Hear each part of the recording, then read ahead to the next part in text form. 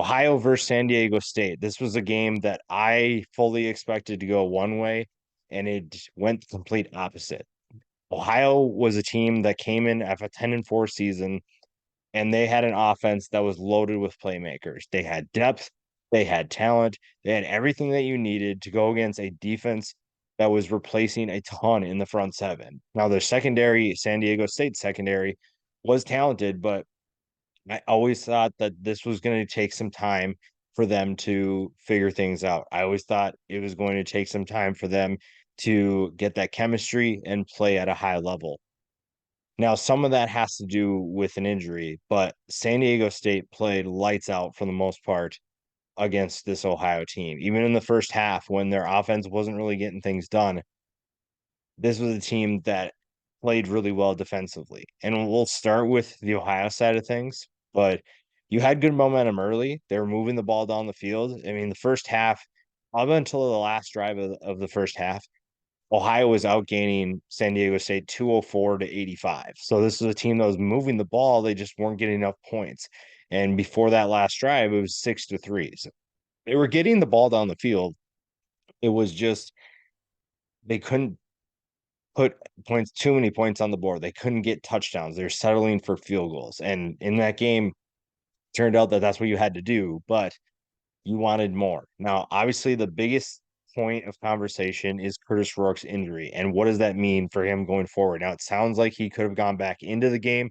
It sounds like the coaching staff made a call to keep him out. I don't know how much of that is true, but you after watching it, you can't help but wonder what Curtis Rourke could have done for this team. What could he have done for this offense that would have given them more consistency? Because when you look at the stats from this game, completing passes was a struggle for CJ Harris.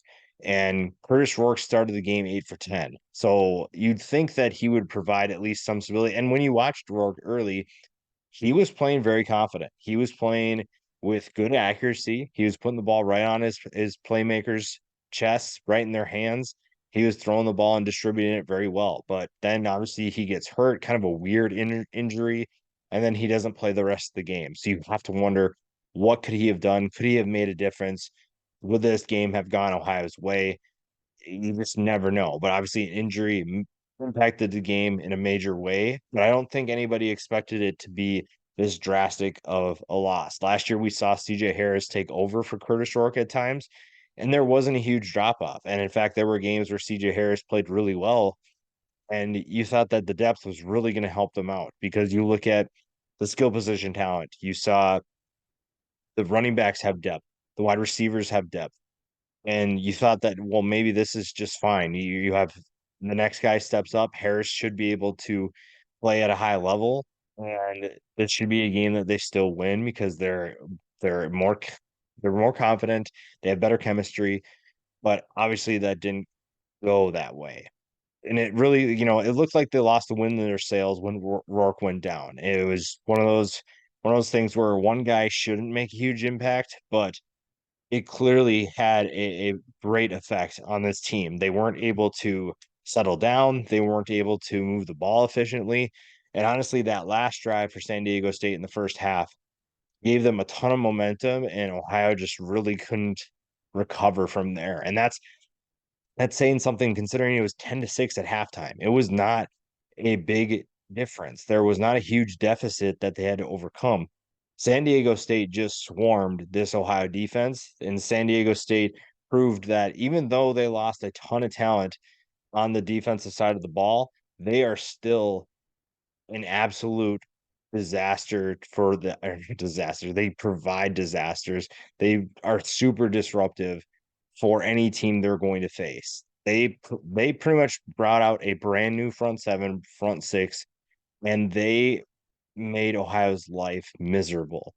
Except for when Rourke was in. I think that if Rourke stays in, this is a different game. I still think San Diego State is able to create some trouble for Rourke in that offense, but it clearly made a huge difference when he went out. And San Diego State made Ohio pay. They obviously were the biggest reason why that San Diego State stayed in the game. And then you saw Jalen Maiden have a pretty solid drive at the end of the first half to put them up 10-6. So that was huge momentum boost. And then you bring it into the second half, and this defense is I can't stop talking about this defense. This defense swarms through the football. It was a good game plan by this coaching staff. They were able to create a ton of confusion for Ohio. Blitz packages they utilized, the different stunts they used, Ohio had no answer for. And then CJ Harris made some pretty poor decisions. And three interceptions later, there's a big reason why San Diego State wins this game. So you're looking at a team that it's still going to be good defensively, will still be incredibly disruptive, and that's going to be tough for them to beat. Now, the one thing that I'll point out that they could improve upon is the offensive consistency, because at times they didn't look like they knew what they were doing. Even with Jalen Manning back, it looked like they were very confused.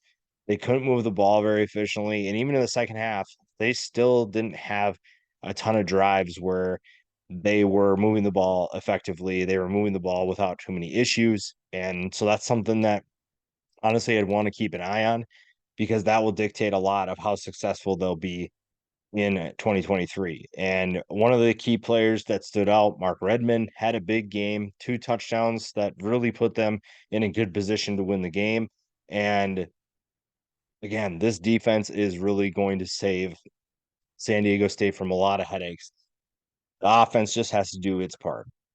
So if the offense is able to take a step forward, because the rushing attack appears to be fine, and honestly, at times Jalen Manning threw some really nice passes. It's just that the consistency wasn't there. And now he threw the ball fairly efficiently in terms of completing passes, but the incompletions are all over the place still. And you need a passing attack to complement what should be a pretty solid rushing attack. And then if you're able to do that, that gives you a defense that will let you compete for a Mountain West championship. And this is going to be a Mountain West conference that is very tough to win. You look at what we saw a number of Mountain West teams play and play pretty well. San Diego State obviously wins their game. San Jose State gave USC some trouble. Hawaii gave Vanderbilt some trouble. So there are playing, that's not even including Fresno State and Boise State and Wyoming. You're looking at plenty of other teams that will compete for the top. So I really like what this conference could be. This conference will be very fun.